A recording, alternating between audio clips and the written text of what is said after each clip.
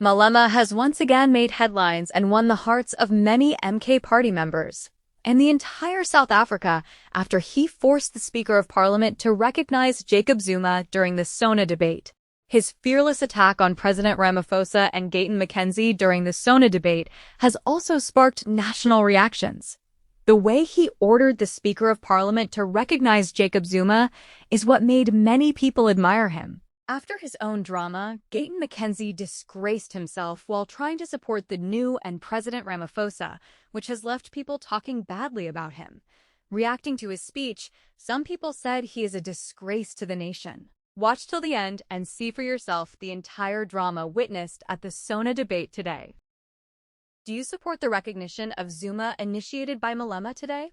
Has President Cyril Ramaphosa done well over the past year? Can you point to any tangible project the GNU has commissioned?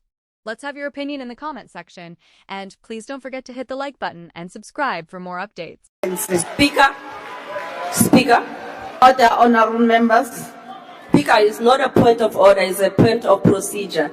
I just want to put it to the House that President Jacob Zuma is in the House together with Deputy Honorable President. member, I can't see who's speaking. I didn't give you permission to do that. Can you please follow the rules of the House?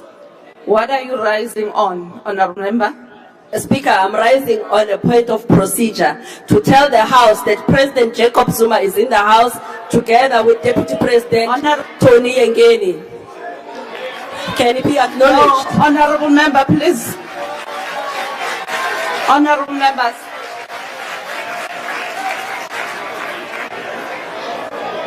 Honorable member, there's no provision for me to agree with what you are saying.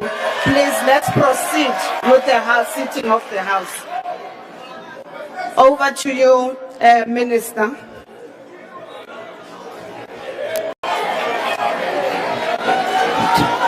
Chair. Madam Chairperson of the National Council of Provinces. Chair, on a point of order. Yes, you may. Yeah, House Chair, I think you need to go and read the rules correctly. Regardless about how you feel of former President Zuma, we acknowledge state presidents here in the House. He hasn't been impeached. Nothing has happened. When we opened this parliament, honorable members, I can't hear what the honorable member is saying. Oh, okay, You're making noise. If you may repeat, please. It's the sound system. I don't know who this. We had the same problem the last time. We are quite happy for the EFF to help with the sound, but let's park that for now. Honorable, you still can't hear me. Honorable Speaker, you need to go to your rules. Not Speaker, Honorable House Chair. You cannot say that there's no provisions to acknowledge a former state president. It's not true. Whether you like former President Zuma or not, whether he's part of your party, doesn't have membership, it's immaterial. He was once upon a time a state president. Do the right thing. Honorable member. You'll even acknowledge the clerk, the whole murderer who's roasting now in hell. But you can't acknowledge. Honorable member, can you please allow me? I've made a ruling in that regard. Can we please proceed? Which rules did you read? No. House Chair, which rule did you read to say that? Can you refer us to a rule that says you must not acknowledge a former state president? Respect the ruling. Which rule? But you can't rule just out of your head on your House Chair. Can you can't just go on a whim here. This is not ANC NEC meeting. We are in Parliament. There's our rules here and there's procedures. You have acknowledged a murderer. Point of order. And you're not doing it. It's wrong. Blah, blah, blah. Honorable Minister in the Presidency, please continue with your speech. Before I call upon the next speaker, I would like to take this opportunity and acknowledge the presence of the former President of the Republic of South Africa, Honorable Zuma. He's here with us today. Thank you very much, honorable members. You may take your seats.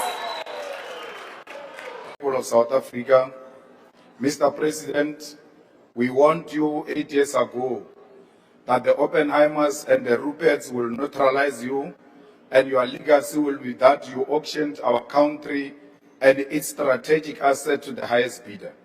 You did not heed our warning. You have auctioned our sovereignty to asset management companies such as BlackRock, which is why you have praised for the growth of the JSE. You auctioned our country by selling our ports, our railway, our energy generation capacity to the private sector. And now you want to do the same with water. You do not take responsibility for creating jobs. You do not take responsibility for fighting crime. You do not take responsibility for infrastructure development. And you do not take responsibility for growing our economy. There is no sign of any infrastructure of a bullet train, that there are no design plans of a smart city, and there is not even a curriculum for an institution of higher learning in Ikuruleni, as you have promised. You asked us to send you to Mamina, and we made a mistake, we send you. And as your term of office come to an end, you have nothing to show for it. Under your term, crime is out of control, and your deployment of the army is the last resort. You are admitting that you have failed to fight crime. The people of Gauteng have been terrorized for too long by the so-called Zamazamas, and on the deployment of the army, we have no choice but to support you because you have destroyed law enforcement capacity. Our concern is that how do you deploy a military which have been crippled by austerity measures to fight crime? Because we know that our military is understrained and under-resourced and has been humiliated in war zones abroad. And how do you intend to ensure they can fight crime domestically? Additionally, we have warned you before that the army is combat trained and is not trained to enforce laws on civilians. The scale of crime in our country cannot be dealt with by the army alone, because crime is a national crisis and a social crisis. If you do not resolve the challenges of unemployment, the challenge of alcohol and substance abuse, and the high dropout rates of the youth from schools, then crime will be a permanent feature in our society. Crime in South Africa is organized through drug syndicate, protection fee rings, sex trafficking rings, and gangs. It has infiltrated all forms of government, and putting guns in the streets alone will not resolve this crisis. Mr. President, the rot in our criminal justice system begins with your political party, which has factionalized law enforcement and intelligence on the basis of who emerges in your conferences. The biggest syndicate is the political party you are leading, Mr. President. Mr. President, subjectively, this government has done nothing to grow this economy or to strengthen our currency. Let us take this opportunity to remind you of your own commitments. Last year on this same platform, you committed to grow the economy by 3% through infrastructure investment, structural reforms, and inclusive growth and employment. You no longer speak of this figure, and National Treasury itself predicts economic growth at 1.5% and will most likely reverse this projection down as the year progresses, because that is their tradition. You speak of the achievement of a budget surplus as a positive economic indicator, but it is more of an indication that you are implementing austerity and spending less on saving the needs of the country. Why will you be proud of a budget surplus in a country with massive unemployment, collapsing municipal infrastructure, and poverty, which is leading the death of children in the Eastern Cape? You're proud when it comes to EPWP jobs is something you should be ashamed of and not mention at this level of governance. Those are temporary jobs which are used to secure income for volunteers of your political party. It is slaves jobs with no security, because you cannot secure a car or a home with an EPWP job. Mr. President, the electricity crisis in South Africa is far from over. The mistake you are making on declaring an end to the electricity crisis is the same mistake you have made with the water crisis for decades in this country. Now that the people of Sandton, Sandest, no longer experience electricity outage. You no longer view it as a crisis, forgetting the people of Soweto, Mdantsane, Seshego, and Ditsobot. You have given load shedding a new name, and that new name is load reduction. On top of that, you have lost control of the pricing regime of electricity, and NERSA is pronouncing an increase in the cost of electricity every few months. Your municipalities do not have an idea of the infrastructure they are seized with governing. It does not matter how many billions of rands you give them to revive water infrastructure. The fact of the matter is your minister and your mayors do not have the town planning, do not know the town planning of where water infrastructure begins and where it ends. This is why they respond to burst pipes and leakages as they happen and run after one pipe to the other. In Ikuruleni, we have an MMC of water of the EFF, Tembi Msani, and sanitation, who is managing a water infrastructure there and has been declared as a water champion. When your minister was running around complaining about water, our MMC of water in Ikuruleni was given an award the same week and declared a water champion. Instead of benchmarking from the DA, which struggles to provide clean water to people of the city in this township, go and benchmark from the EFF department there in Ikuruleni on how to fix the water crisis. Mr. President, you will not fix our municipalities if you do not revise the backward and outdated equitable share model, which allocates more funding to the national and provincial spheres of government while giving the least allocation to local government. The idea that all municipalities can be self-reliant on revenue generation when you know you preside over a country that is massively deindustrializing and is suffering massive unemployment is misguided. We need to focus on strengthening municipal capacity, but in addition to that, focus on recovering revenue from major industries which consume electricity and water in bulk. These companies must be given incentives on rate paying, which will compel these industries to invest in developing municipal infrastructure such as roads, water, electricity, clinics, and schools. Mr. President, we want to say to you, we fully support you on your posture when it comes to international relations. Your support for Palestine, the people of Western Sahara, South Sudan, and the people of Cuba. We agree with you that Africa must begin to negotiate its trade relations as a bloc and with unity, and that no nation must ever again think it has got the right to bully us and impose on us who our friends must be and who our enemies must be. We agree with you that not civilians must take the law into their own hands and harm foreign nationals. And you must tell those in your cabinet and who support you that they must not campaign using violation of the human rights and murder of foreign nationals. They claim you agree with them. You must continue to denounce them, Mr. President.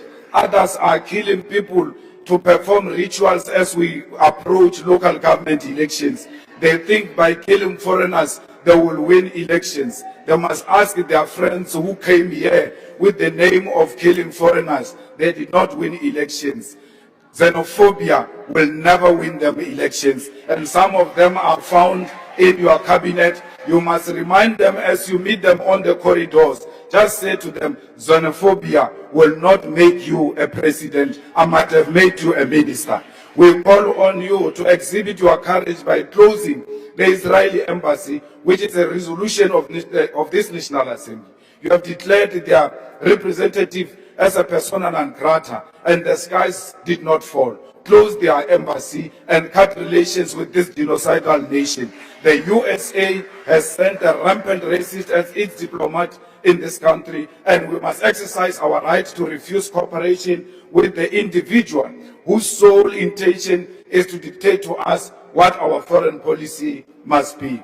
Mr. President, your Palapala scandal has rendered you ineffective in dealing with corruption and incompetence in your party and in your cabinet. When Dr. Zweli Mkhize was found to be involved in digital vibe scandal, You did not have the courage to remove him. He resigned. Today, Zweli Mkhize is the chairperson of the Portfolio Committee on Cooperative Governance and Traditional Affairs. When Honorable David Mahlobo was identified as being a key part of the corruption in the State Security Agency by the Zondo Commission, you did not remove him. Instead, he's the Deputy Minister of Water and Sanitation. When Senzo Mchunu was exposed last year for having formed part of the infiltration of the South African Police Service and disbanding of the Political Killings Task Team, PKTT, on New Year's Eve, you did not remove him. You have retained Senzo Mchunu at the taxpayer's expense and called him your political burden to bear. Today, the people of this country do not have water. Instead of consequence management against Honorable Pemni Majudina, who does not have a clue what she's doing, you create another task team for water which is chaired by you because you do not have the courage to remove her. If you have the courage to remove her now so that you demonstrate that you've got the courage. You've got the premier. Your premier tells us he is inconvenienced and his solution is an elite, is to take a shower at hotels, while your citizens do not have that luxury of going to take a shower at the hotel. You did not reprimand him and demanded that he apologize unreservedly to the people of South Africa. When you assumed office, you claimed it will be a transparent presidency, then proceeded to seal CR17 documents of your own funding for your own presidential campaign. And then also your political party majority in parliament to block the investigation on Palapala. Where is the transparency you are talking about? You said you are going to be an honest man who's going to be an open book, that your door will remain open. And today, your door will remain closed. You even put butler doors to make sure no one accesses you and the documents that are attributed to corruption. Let me reassure you, Mr. President, as long as the EFF is still alive and in this parliament, Palapala will never die. Thank you very much. GNU. These ones, they don't want the GNU. They don't want the DA, but they want the GNU. I can tell you we are very happy in the GNU. There's no space for you. We will see you in the next election maybe, but not now. Mr. President, there's a difference between reality and perception. The perception from our enemies is that the GNU is doing nothing. I stand here today to tell South Africa that indeed we have turned the corner. We had 10.5 million tourists flocking to our country. We had the highest matric pass rate ever in the government of national unity. The rand has stabilized and it is strong. Load shedding, Sputla, it's done, it's finished. There's no more load shedding. Now, I find it very ironic. Unlike Honorable Malema, they didn't mention my name, but he was talking about me. I'm going to mention your name. It is very ironic that you speak about the high crime rate while you have contributed yourself to that crime rate through your conviction. From now on, when you say Pandit, you must specify which Pandit are you talking about, me or him. You must specify, you must be very clear. He's a convicted criminal. He's a Pandit.